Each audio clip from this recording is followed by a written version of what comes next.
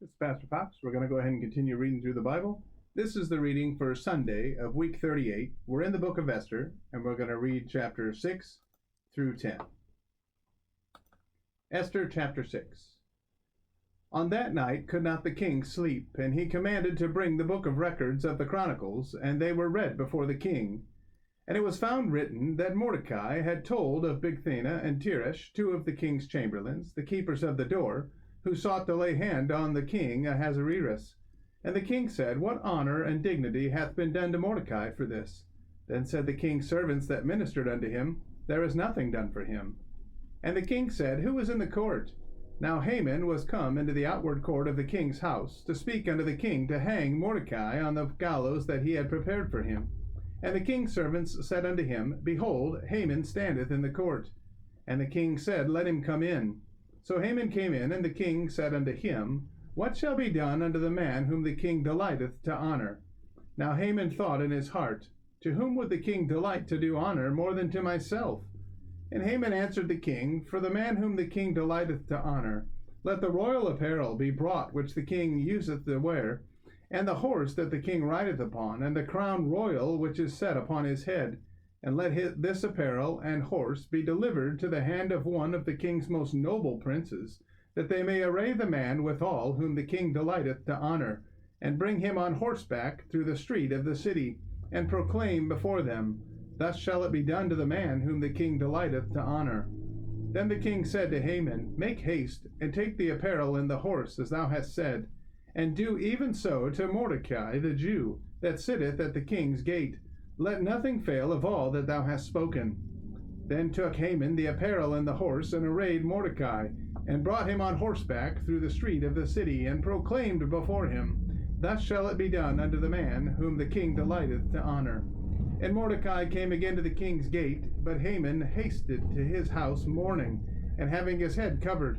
And Haman told Zeresh his wife and all his friends everything that had befallen him. Then said his wise men and Zeresh his wife unto him, If Mordecai be of the seed of the Jews, before whom thou hast begun to fall, thou shalt not prevail against him, but shalt surely fall before him. And while they were yet talking with him, came the king's chamberlains, and hasted to bring Haman unto the banquet that Esther had prepared. Chapter 7. So the king and Haman came to banquet with Esther the queen. And the king said again unto Esther on the second day at the banquet of wine, What is thy petition, Queen Esther? And it shall be granted thee. And what is thy request? And it shall be performed, even to the half of the kingdom.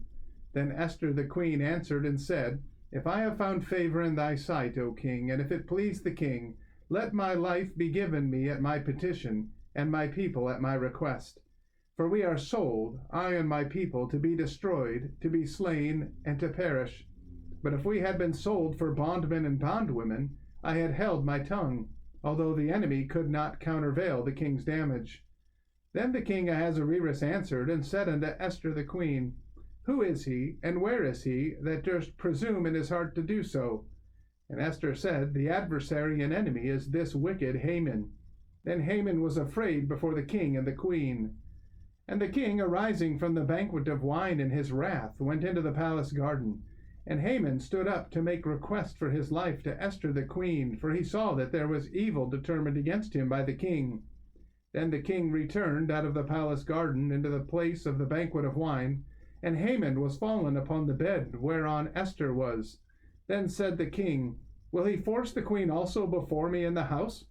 As the word went out of the king's mouth, they covered Haman's face.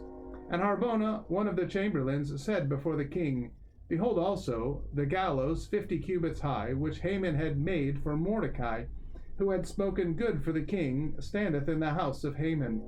Then the king said, Hang him thereon. So they hanged Haman on the gallows that he had prepared for Mordecai. Then was the king's wrath pacified. Chapter 8.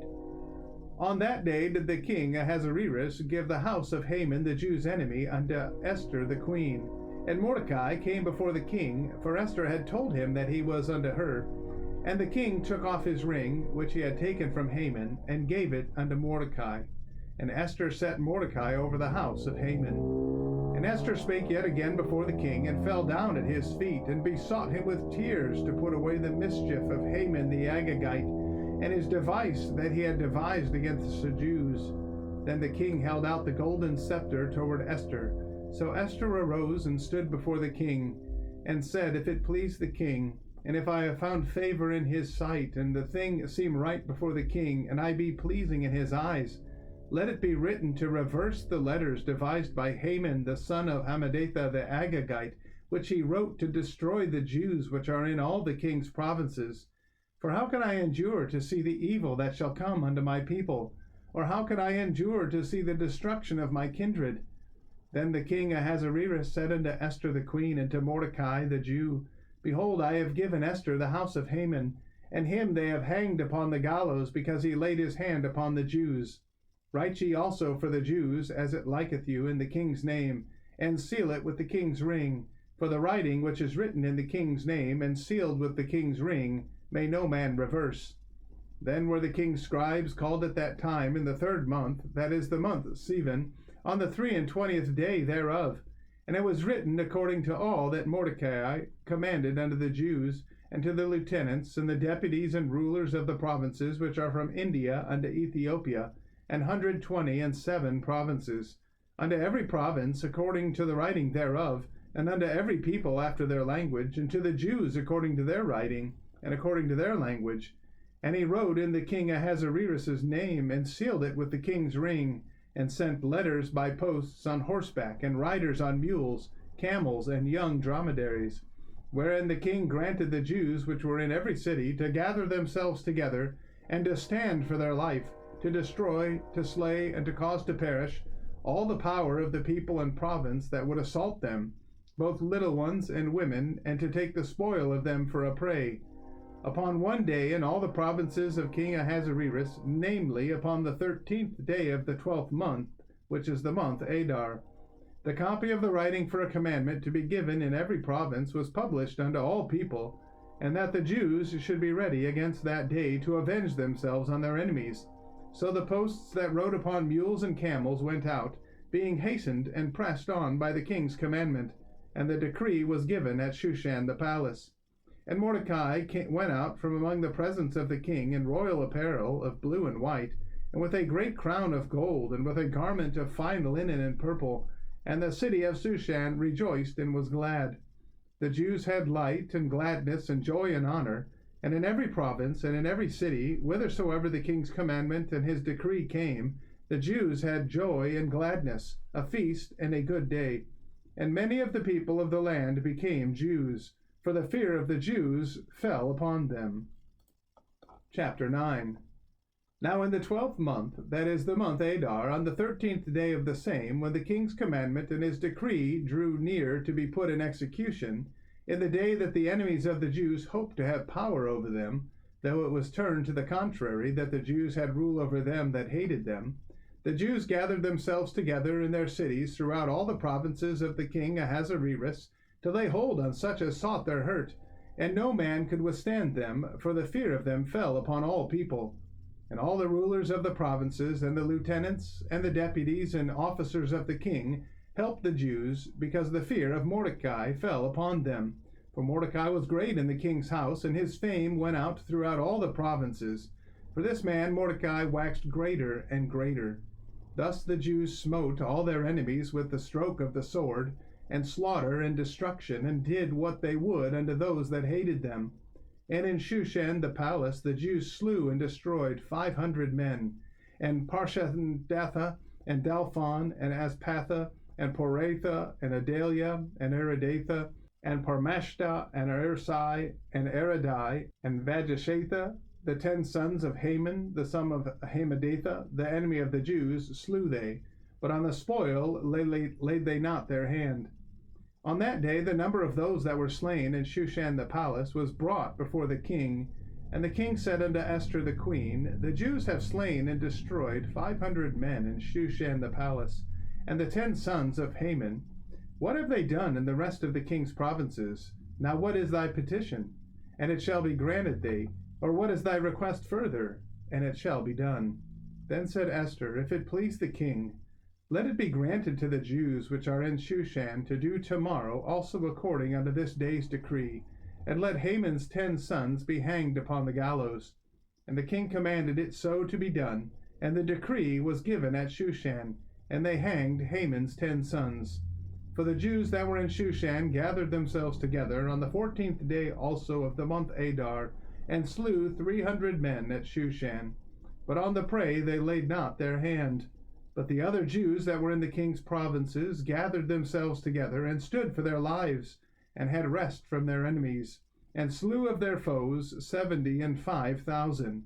But they laid not their hands on the prey.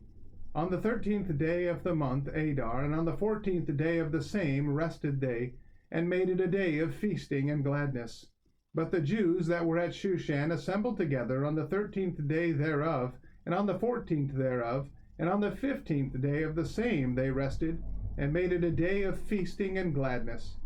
Therefore the Jews of the villages that dwelt in the unwalled towns made the 14th day of the month Adar a day of gladness and feasting, and a good day, and of sending portions one to another.